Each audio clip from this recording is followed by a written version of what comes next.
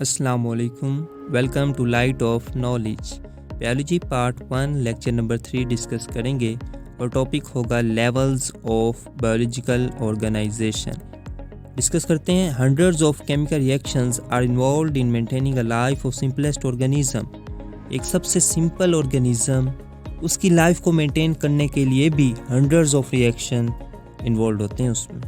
ठीक है, एक आप देखते हैं यूनिसेलुलर है, ये सिंपल ऑर्गेनिज्म है। हम तो मल्टी सेलुलर है ना, उसमें भी हंड्रेड्स ऑफ रिएक्शंस होते हैं। और एक और सरप्राइजिंग बात ये है, it is something surprise that out of 92 naturally occurring elements 16 are involve in chemical reactions forming body of organism.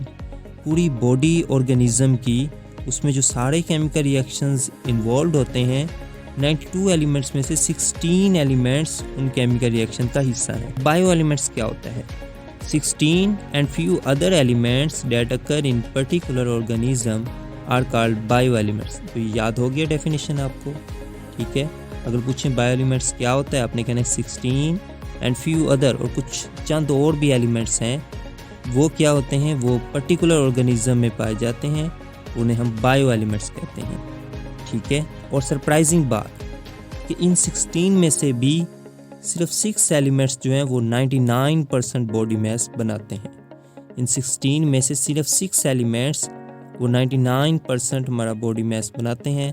और ये मैंने याद करने का एक आसान ट्रिक वो भी आपके सामने रखा है।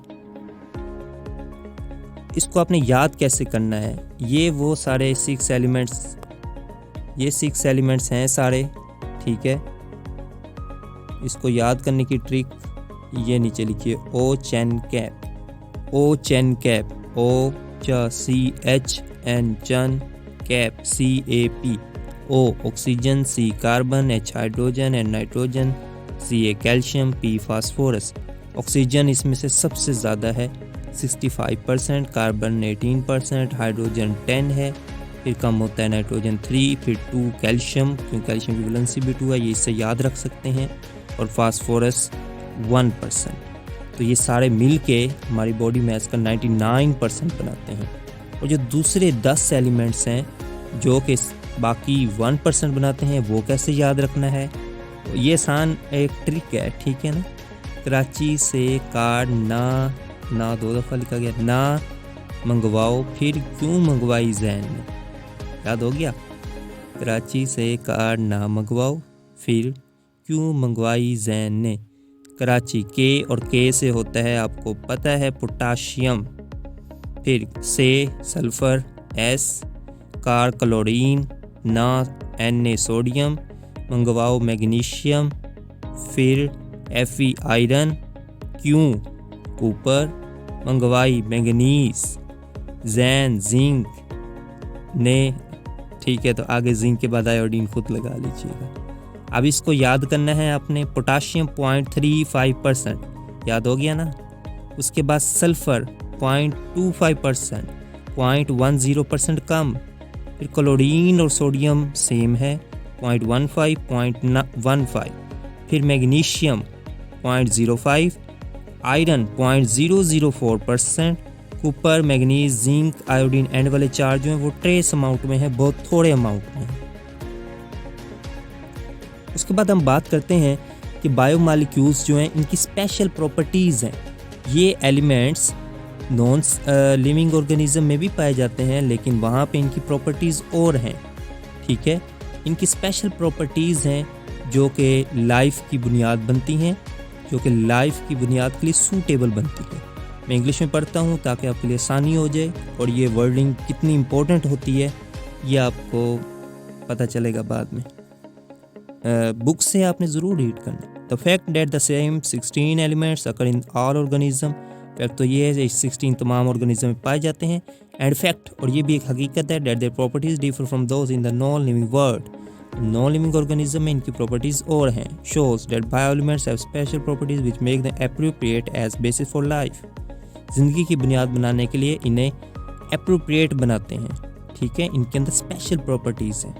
अब नेक्स्ट, बायोलॉजिकल ऑर्गेनाइजेशन इतनी सिंपल नहीं है, तो बहुत कॉम्प्लेक्स है। ठीक है, सिंपल सब एटॉमिक लेवल से स्टार्ट होकर ये तो बायोस्फीयर लेवल तक जाती है, तो ये कॉम्प्लेक्स है। Biological organization is not simple. It is a high degree of complexity because of the living organism able to carry out number of processes. क्योंकि हमारे अंदर नंबर ऑफ प्रोसेसेस बहुत ज़्यादा है, हम सोच सकते हैं, हमारा हार्ट बीट करता है, हमारे अंदर बाकायदा ऑर्गन सिस्टम है, ठीक है, हम ब्रीथिंग करते हैं, हमारा स्केलेटन है, हमारे अंदर मसल्स हैं, ठीक है, हम चल सकते हैं, हम सोच सकते हैं, खाना खा सकते हैं, हम कॉम्प्लेक्स हैं, ठीक है, अशरफुल मखलूक़ात हैं, ठीक है। तो इसलिए हमारी जो बायोलॉजिकल ऑर्गेनाइजेशन है वो सिंपल नहीं है। Which distinguish them from non living things, यही ऑर्गेनाइजेशन कॉम्प्लेक्स है, सिंपल नहीं, यही तो हमें मुनफरिद बनाता है नॉन लिविंग थिंग्स से। फिर मैं आगे पा रहा हूँ, a living thing has built in regulatory mechanism, regulatory mechanism इसके अंदर बिल्ट इन है, ठीक है, वो किडनीज हमारे फंक्शन कर रहे हैं, ठीक है, तो थर्मो रेगुलेशन कैसे होनी, ओस्मो रेगुलेशन कैसे होनी, ये मैकेनिज्म हमारे अंदर बिल्ट इन है, ठीक है, which interact with the environment to sustain its structure and functional integrity, ठीक है, स्ट्रक्चर को और उसके फंक्शन को मेंटेन करने के लिए बाकायदा बिल्ट इन मैकेनिज़म्स हैं, तो इसलिए हमारी ऑर्गेनाइजेशन एक सिंपल नहीं है। अब नेक्स्ट मैं थोड़ा सा आपको ओवरव्यू दे दूं, ठीक है, और ये डायग्राम है, बाकायदा डिटेल से हम डिस्कस करेंगे। बेसिक लेवल है सब एटॉमिक लेवल, आपको पता है particles that make up atom, proton है, न्यूट्रॉन है, इलेक्ट्रॉन है, मैं तेज पा रहा हूँ। एटम क्या होता है? एटम एलिमेंट का सबसे छोटा पार्टिकल है, ठीक है, जिसके अंदर एलिमेंट की तमाम प्रॉपर्टीज़ होती हैं। आपने एक क्या लेना है, बास्केट लेनी है, उसके अंदर आपने 50 बैलून्स रखे हैं, इक्वल साइज़ के हैं, ठीक है, 50 बैलून्स रखे हैं आपने, वो सारे रेड कलर में हैं, ठीक है, तो वो एक आप बास्केट को एक एलिमेंट समझ लें, उसके अंदर एटम्स किसके हैं, उसी एलिमेंट के हैं ना, उसके अंदर सारे रेड बलून्स ही होंगे। एक दूसरी बास्केट है, उसके अंदर येलो बलून्स हैं, तो दो मुख्तलिफ एलिमेंट्स हैं जिसके अंदर अपनी अपनी तरह के एटम्स मौजूद हैं। अब नेक्स्ट ये एटम्स मिलते हैं तो माइक्रो मॉलिक्यूल या मैक्रो मॉलिक्यूल बनते हैं। उसके बाद और माइक्रो मैक्रो एग्जांपल देख लें, वाटर है, उसके बाद ग्लूकोज मैक्रो मॉलिक्यूल, डीएनए, उसके बाद है organelles, a structure within a cell that performs a specific function. Cell के अंदर एक बाकायदा स्ट्रक्चर है जो कि ख़ास तरह के फंक्शन परफॉर्म करता है। माइटोकॉन्ड्रिया एक ऑर्गेनेल है, न्यूक्लियस है, ठीक है, क्लोरोप्लास्ट है। अब इस तरह ये ऑर्गेनेल जो हैं ये मिलते हैं तो सेल बनता है, द यूनिट ऑफ लाइफ, ठीक है, जैसे कि नर्व सेल। अब ये सेल सिमिलर सेल मिलकर टिश्यू बनाते हैं, a group of similar cell that performs a specific function, ठीक है, जैसे कि नर्वस टिश्यू, नर्व सेल मिले और नर्वस टिश्यू बना लिया, ठीक है। अब फिर ऑर्गन में क्या हुआ, a structure normally composed of several tissue types that perform a functional unit, ठीक है, फंक्शनल यूनिट बनाते हैं और बहुत से टिश्यू टाइप्स का ये बना होता है। ऑर्गन मिसाल के तौर पर हमारा ब्रेन है, इसमें नर्वस टिश्यू होगा, और ये ब्रेन और हमारा स्पाइनल कॉर्ड, हमारा सेंट्रल नर्वस सिस्टम, हमारा पेरिफेरल नर्वस सिस्टम, ये मिल के एक नर्वस सिस्टम बना देता है, ऑर्गन सिस्टम जिसे कहते हैं।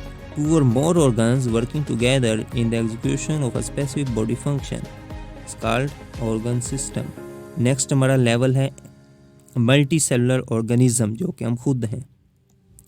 An individual living thing composed of many cells, एक अलग, ठीक है, इनफरादी तौर पे एक ऐसी लिविंग थिंग जो कि बहुत से सेल्स पर मुश्तमिल हो, ठीक है। उसके बाद नेक्स्ट है species, very similar potentially interbreeding organism, ठीक है, एक ही तरह के ऑर्गेनिज्म वो एक ही टाइम में एक ही तरह के ऑर्गेनिज्म, उन्हें हम स्पीशीज़ कहते हैं, जो कि इंटरब्रीड भी कर सकें और नेक्स्ट रिप्रोड्यूस कर सकें। Population, a member of one species inhabiting the same area, same place at the same time, तो वो पॉपुलेशन बना लेते हैं। और उसके बाद दो से ज़्यादा पॉपुलेशन मिल जाए तो वो कम्युनिटी बनाती है। और more population of different species living interacting in the same area forms community. और उसके बाद है ecosystem, community together with its non living surrounding. कैसी कम्युनिटी, यानी कि दो मुख्तलिफ स्पीशीज़, ह्यूमन्स हैं, एनिमल्स हैं, प्लांट्स हैं, ठीक है, तो हैं ये लिविंग, तो ये कम्युनिटी हैं, और इसका इंटरेक्शन नॉन लिविंग एयर के साथ, वाटर के साथ, सॉइल के साथ, तो ये हम किस में डिस्कस करेंगे, इकोसिस्टम में। नेक्स्ट है biosphere, the part of earth inhibited by living organism include both the living and non living components.